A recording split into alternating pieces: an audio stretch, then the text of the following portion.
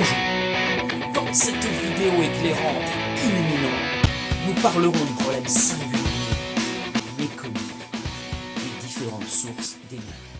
Oui, des sources d'énergie, il y en a plusieurs, et l'énergie c'est indispensable puisque toute activité humaine nécessite de l'énergie. Pendant très longtemps, cette énergie, c'était essentiellement l'énergie musculaire. Les muscles de l'homme ou les muscles des animaux étaient utilisés comme moyen de produire de l'énergie. Le problème, c'est que l'énergie musculaire, elle est limitée.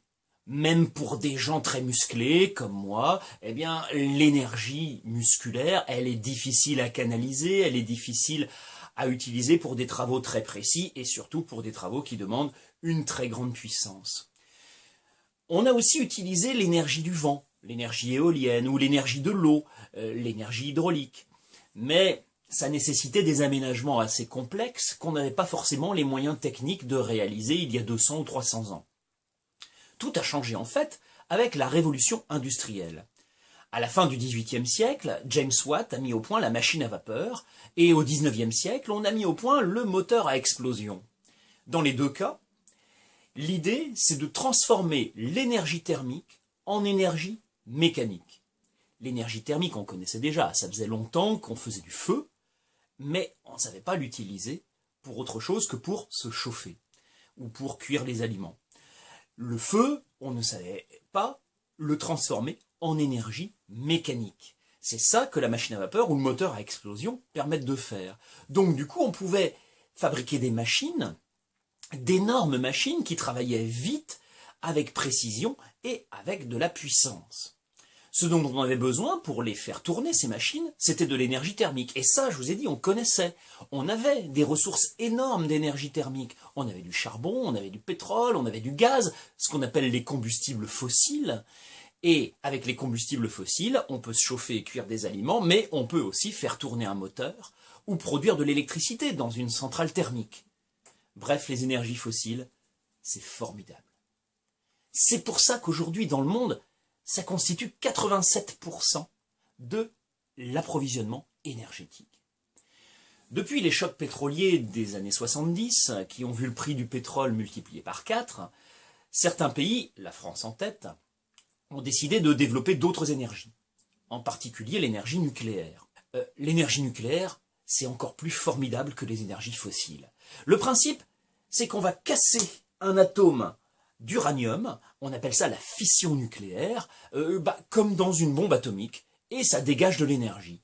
Et oui, casser un noyau d'uranium, ça dégage de l'énergie, et ça casse le noyau d'à côté qui provoque de l'énergie, et ainsi de suite, et ça produit autant d'énergie qu'une bombe atomique. Parce que le principe, c'est que c'est une bombe atomique. La différence entre une centrale nucléaire et une bombe atomique, c'est que dans la bombe atomique, on laisse la réaction se faire et s'emballer toute seule, alors que dans une centrale nucléaire, on contrôle la réaction, on la maintient sous contrôle et on l'empêche de s'emballer. Enfin, on essaye. En général, on y arrive. Avec l'énorme chaleur que ça dégage, eh bien, on fabrique de l'électricité et cette électricité sert ensuite à faire tourner des machines. Aujourd'hui, l'industrie nucléaire, l'énergie nucléaire en France, c'est 70% de notre électricité.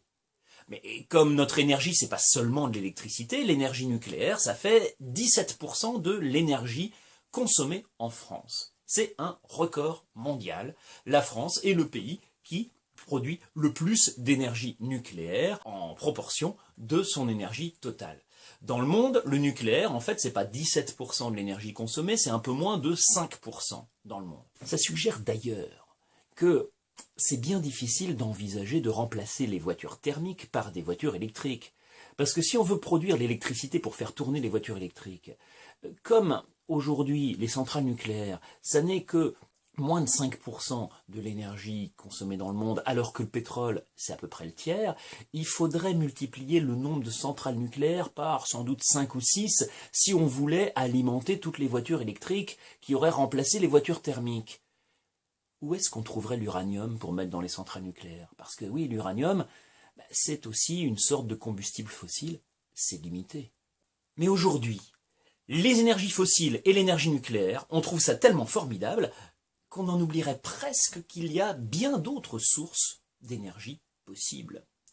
Une grande part de l'énergie consommée dans le monde, En particulier dans les campagnes des pays pauvres, elle est issue de la biomasse. La biomasse, c'est-à-dire des produits végétaux ou animaux. C'est le cas du bois, bien sûr. C'est aussi le cas des galettes de bouse de vache séchées. Eh oui, en Inde, on brûle chaque année 400 millions de tonnes de galettes de bouse de vache séchées pour faire cuire les aliments.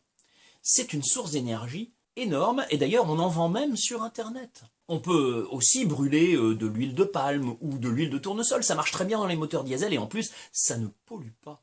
Ça a un bilan carbone nul. Chaque année, il y a des centaines de millions de tonnes de feuilles, de branches, de déjections, en bref, de déchets agricoles qui sont abandonnés et qu'on laisse se décomposer dans la nature.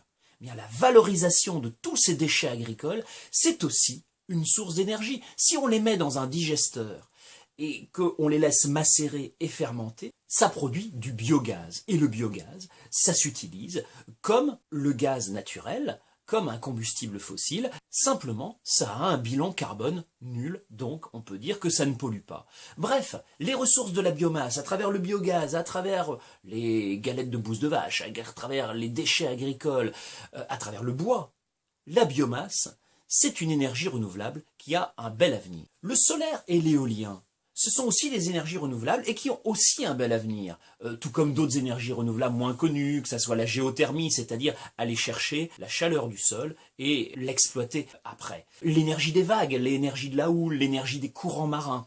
Il y a plein de possibilités. Le problème, c'est que tout ça, ça reste marginal aujourd'hui. Aujourd'hui, ces énergies renouvelables, essentiellement solaires et éoliens, ça ne constitue que 2% de l'énergie consommée dans le monde. En fait, l'énergie renouvelable la plus utilisée aujourd'hui, c'est l'énergie hydraulique, avec des barrages. Et l'énergie hydraulique, le problème, c'est qu'on peut difficilement la développer. Elle est renouvelable, mais elle n'est pas illimitée. Il n'y a pas tant que ça de fleuves disponibles sur lesquels on pourrait construire des barrages. En fait, on a oublié que les énergies alternatives ont un énorme potentiel. L'humanité consomme 13 milliards de tonnes équivalent pétrole chaque année, sachant que le Soleil apporte à la Terre 100 000 milliards de tonnes équivalent pétrole d'énergie. Je répète, 100 000 milliards de tonnes équivalent pétrole d'énergie. Mais il suffirait d'en capter une toute petite part pour couvrir l'ensemble de nos besoins. Alors, quand est-ce qu'on s'y met ?